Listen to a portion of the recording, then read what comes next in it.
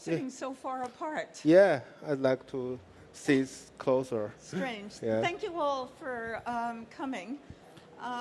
This is a very interesting time to be in the business of making phones and transitioning to internet services. And while we were chatting on the way up here, I was asking Li Nan about how Tencent and the popularity of its latest game has changed the smartphone industry. Yeah. Can you talk a bit about how Tencent is affecting your strategy? Yeah, it's a huge change in last month in China that a lot of people playing a very popular Tencent game named 王者荣耀. So this trend is so strong that we did a lot of things. First, we found that the download ranks of our smartphones, the Tencent game, go the first. And second, we talk about our platform suppliers like MediaTek, like Qualcomm, about how we can support the game run much more smooth on our future phones. And the MediaTek did like to change the next generation of smartphones platform to support Tencent game. That's very interesting things. Yeah. So can you argue, I assume you all know about this company and how it is migrating from just being a hardware manufacturer to providing the software simultaneously, and now more and more internet services. Yeah. Can you tell us, who your customers are and how they're driving your strategy and your transformation? Chinese smartphone market is so huge that we can find certain type of customers and we can ship maybe 20 million phones 1 year. And our customers is young male people around 22 or 24 and male, and most of them have technical background that they can understand the smartphones very well. That's why they choose Meizu because yes, iPhone is good enough, but too mainstream. But they want to find a high quality, well designed smartphones, but not mainstream. That's why we can find our customers and we can continually to upgrade our design, our technology to make our customers happy. So would you say that games and the most quality platform for games has become the single most important competitive edge for you and other hardware makers? Yeah, in maybe 6 months earlier, it's maybe right, but today we found another trend. It's changed in China because customers want much higher and higher price smartphones. Even young people. Even young people. And especially young people, maybe. Especially young people want better things. And secondly, all the young people want to find something not just high speed, not just good quality, but they are looking for something well designed. In the last of years, Chinese customers always concerned about the price, the performance. They never talk about the design, the beauty. But today, things changed. They also talk about how about the design, how about the color.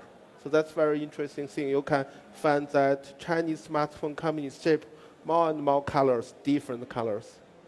Do you think that the cycle of new product introductions has become faster and faster, and that hardware makers that only offer 1 or 2 choices and keep them in the market for a long time will be left behind?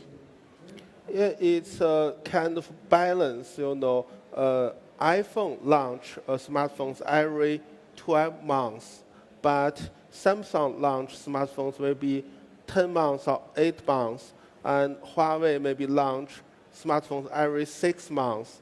So that's dependence, different strategies. Maybe the best strategy is find a balance that you can keep the speed, but you can make a long enough that make all the technical upgrade already. So you can offer customer much better smartphones with lower weighting, but the differences with former generation is huge enough. So I think maybe for us the best life cycle is 8 months, not 12. So kind of Samsung-like product cycles. Yeah, a little bit. Yeah. As you look at the China market, Yeah. it is so competitive, Yeah. especially in your home province of Guangdong. Yeah. To what extent do you think that all the Chinese makers will be increasingly targeting growth from outside China rather than inside China? Or do you think the income growth in China means that your margins can get better, that you can differentiate yourself and remain profitable by staying at home? How do you see China versus going out? China market is so competitive, that's right. And but first, we must win at our home. If we cannot win in our home, we cannot win anywhere. And yes, a lot of successful Chinese smartphone brand will go to the overseas market, for example, Huawei and Oppo, and they get a very huge success. And we are going overseas in the same time. We will ship maybe 3 million phones this year outside China. You know, your market in China, as you said, is young men Yeah. who love playing games and love technology and technical things. Yeah. Wouldn't your market be very different outside China, Yeah. especially in, say, Europe? Yeah, and in fact, outside China, a lot of countries with different situations, but the most important different situation is this country's open market or not. So open market means we can talk with customer directly, and we can sell phones to our customer directly.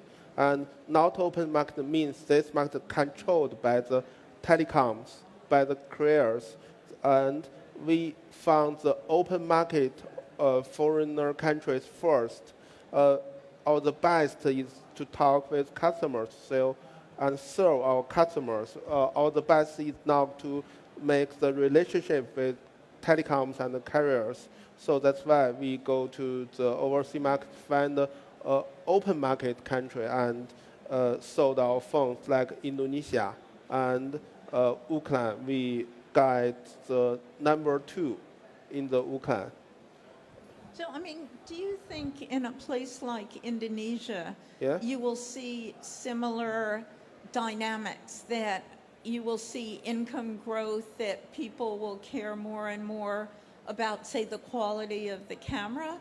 Or still, is it more price sensitive in Southeast Asia? Yeah, for our data, the price is different, but the dimensions is always same in different countries. The first is always the performance. People care the performance first. The second is battery life. People care about how long we can use this phone, for 10 hours or longer. And the third is camera.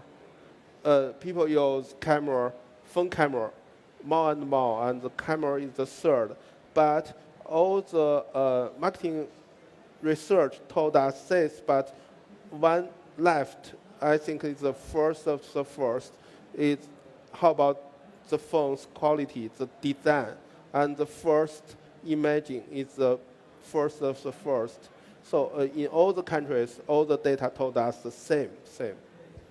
You know, when we were talking before, you were saying something that I thought was very counterintuitive, you know, because I always think China is leapfrogging the world. You said Europe is actually ahead of China in many ways. Can you give us an example of a feature or a design or a software or an app that was popular in Europe and later came to China?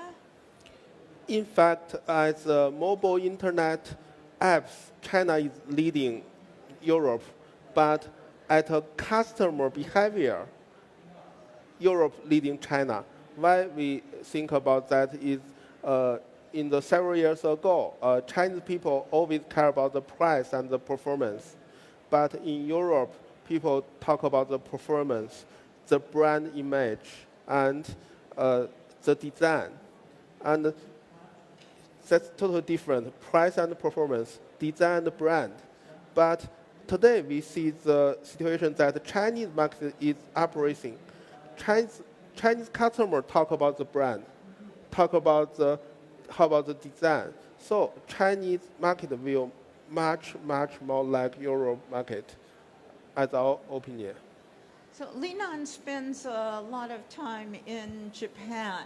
Yeah. And, you know, precisely because it's so regulated, precisely because the carriers have so much power, Japan isn't an interesting market for you.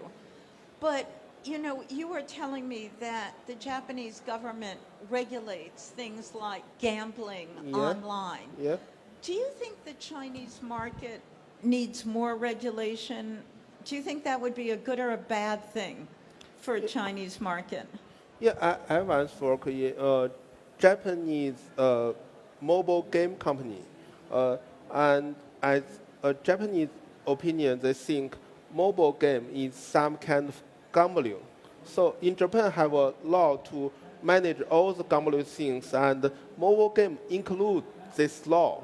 This law control the mobile game companies' behavior in Japan, but in China, we have a very strong mobile game ecosystems, include Tencent, that kind of huge company. But Chinese government do not think mobile game is a gambling. So we do not have such kind of law to manage Tencent, the company like Tencent. In fact, Tencent is a social company, but if you see the profit, 15% profit come from mobile game. So in fact, Tencent is a mobile game company, not a social company. And mobile game company, in fact, is a gambling company.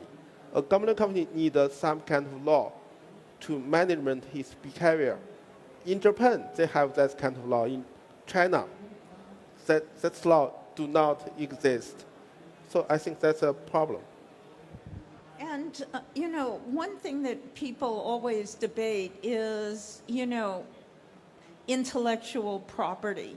Yeah. As you develop your own software more and more and your own, you know, web apps, how much do you worry about that?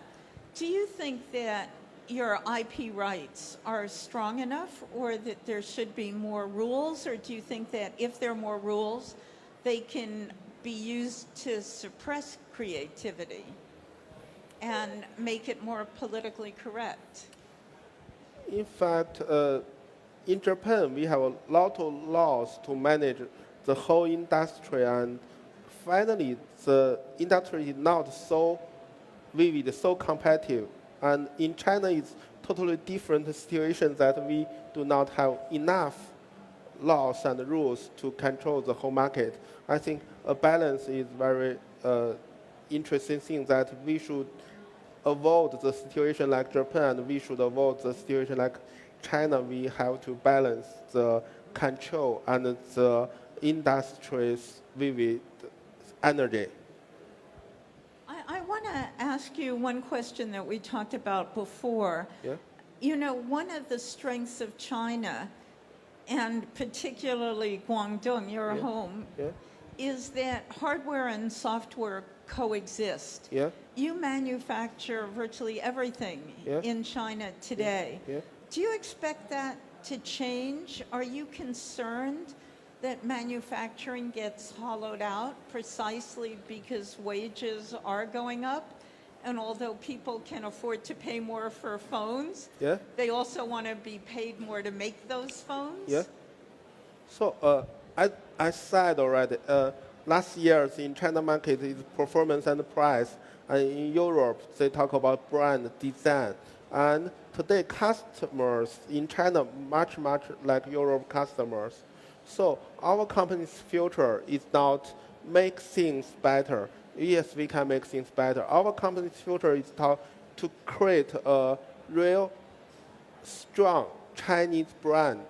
You know, today a lot of things made in China, but it's physical world. China built all the physical world, but in the heart of customers, a Chinese brand is not so strong. Chinese brand means low price, poor qualities, or mass product. But in the same time, you'll see Japanese brand is high quality, well designed, and reliable. So the next generation of Chinese companies' mission is to create a real strong brand image in customers in the heart around China. In the 12 seconds we have remaining, is that a question of 3 Yeah. years, 5 years, longer, shorter?